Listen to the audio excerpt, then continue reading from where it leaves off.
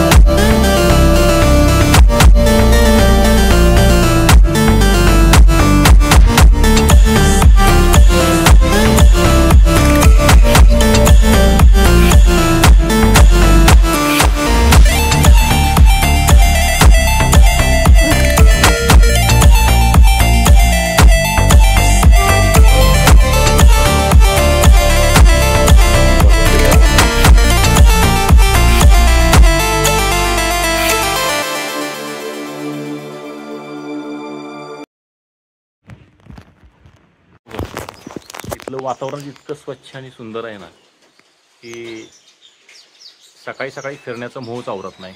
त्यामुळे मी पटकन खाली जातोय छत्री घेऊन.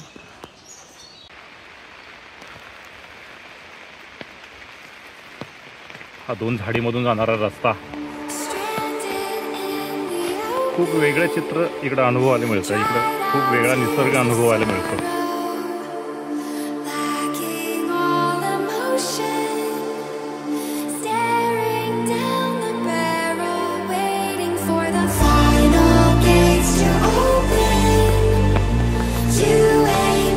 Tomorrow, moving where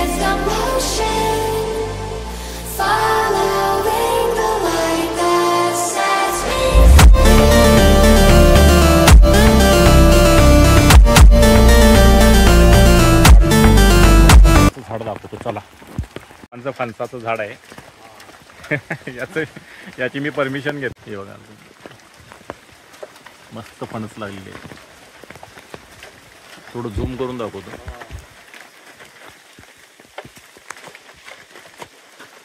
हे बघा किती लकडलेत फणस. मामा हे फणस पिकले नाहीत का? कच्चे आहेत का? हां हां हां. तुम्ही हे झाडावरच पिकतात की खाली पिकतात का? म्हणजे समजणार कसं तुम्हाला कसे पिकतात ते? Okay okay. वास येतो का त्याला? कापा आहे का? Okay okay. चला तर मग वेळ झाला थोडासा. आज फिरत फिरत मजा आली खूप. आता मी माझ्या लॅविश अपार्टमेंटमध्ये निघालो आहे. बैठक स्थितीसुद्धा खूप महत्त्वाची आहे. आता या बैठक स्थितीत कोणत्या कोणत्या अवस्था आहेत?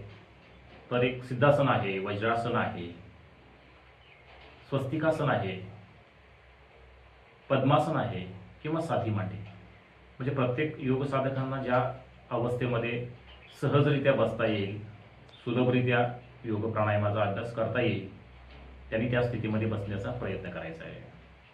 आता यामध्ये पद्मासन हे सर्वश्रेष्ठ अशी बैठक स्थिती आहे. यामध्ये होणारे जे काही फायदे आहेत किंवा जे काही अनुकूल परिणाम आहेत ते चांगल्या पद्धतीचे, परंतु प्रत्येक बैठक स्थिती घ्यायच्या कशा आपल्या आपल्या कॅपॅसिटीप्रमाणे, आपल्या आपल्या क्षमतेप्रमाणे त्या आसन स्थितीमध्ये बसायला काही हरकत नाही. आता ह्या ज्या काही बैठक स्थिती आहेत या स्थितीबद्दलही मी एक स्वतंत्रपणे व्हिडिओ तयार करणार आहे. या बैठक ते मला कमेंट बॉक्समध्ये कळवा. त्यानंतर माझ्या चॅनल सबस्क्राईब करा, लाईक करायला विसरू नका. स्टे फिट, असेच फिट रहा, यंग रहा. वंदे मातरम.